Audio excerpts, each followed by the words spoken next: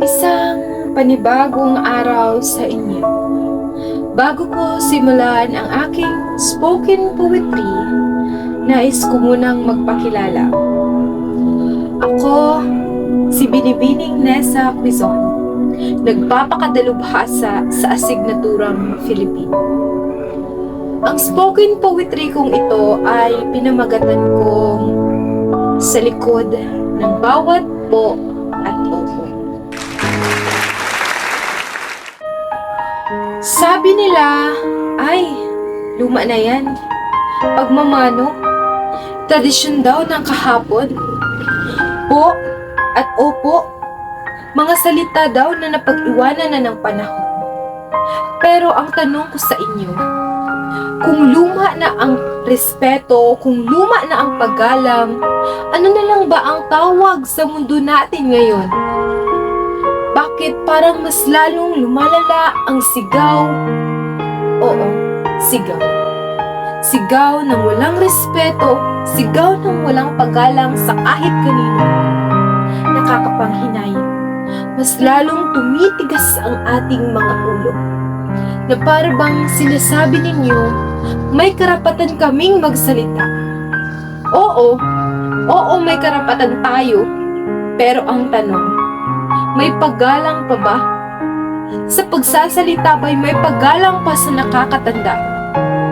Kasi para sa akin, ang tunay na lakas ng boses ng paggalang ay hindi nasusukat sa lakas ng sigaw, kundi sa lalim ng paggalang.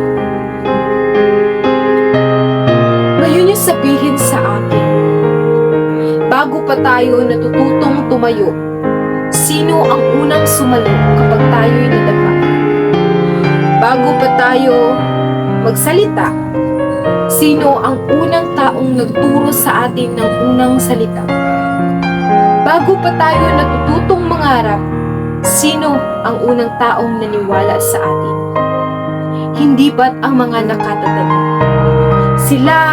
Sila ang mga taong tahimik na lumalaban sa buhay para lamang magkaroon tayo ng mas maayos na kinabukasan.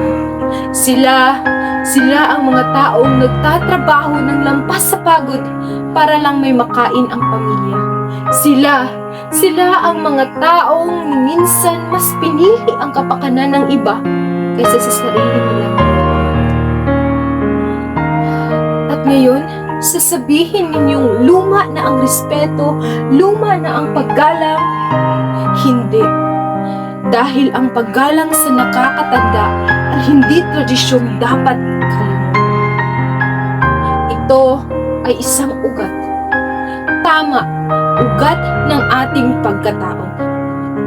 Dahil ang taong walang respeto sa pinanggalingan ay siyang taong walang direksyon sa patutunguhan.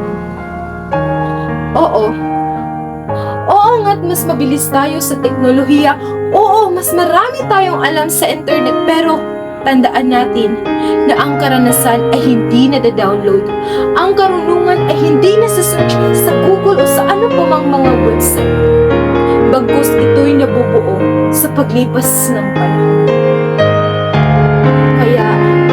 Kaya naman sa bawat pagmano, sa bawat pagbanggit ng po at opo, sa bawat sandaling pinili nating makinig, hindi tayo nagpapakita ng kababaang loob.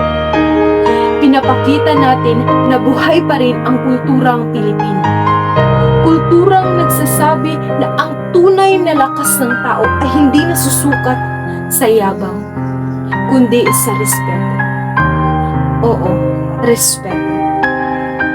7 letra, respeto para sa pamilya, respeto sa pinanggalingan, respeto sa mga taong nauna sa atin. Dahil sa mundong unti-unting nakakalimot, tayo dapat ang nagpapaalala na ang paggalang sa nakatatanda, ang pagrespeto sa nakatatanda ay hindi kahinaan. Hindi ito luma. Ito ay dama. Ito ay ating pagkatao. At higit sa lahat, ito ay respeto.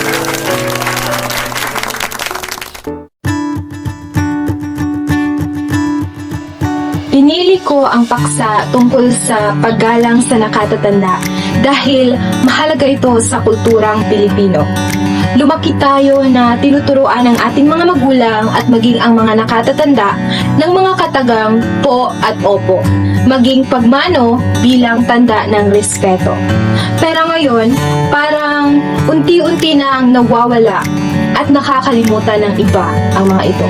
Kaya sa pamamagitan ng aking spoken poetry ay maipapakita at maipabahagi ko sa inyo ang kahalagahan ng paggalang sa nakatatanda at kung bakit dapat natin itong ipatuloy at isabuhay.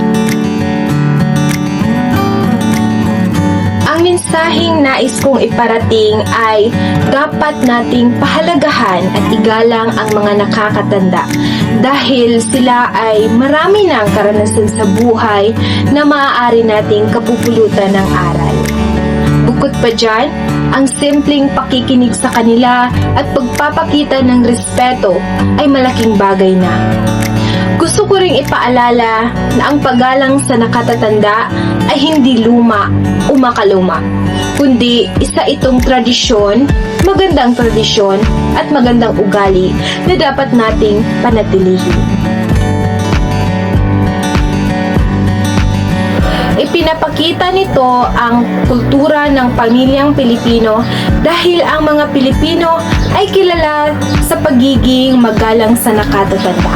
Sa loob ng pamilya, ang mga bata ay tinuturuan na gumamit ng po at opo, magmano, makinig sa payo ng mga nakatatanda. Sa ganitong paraan na ipamamana ang magandang asal at tradisyon sa susunod na henerasyon.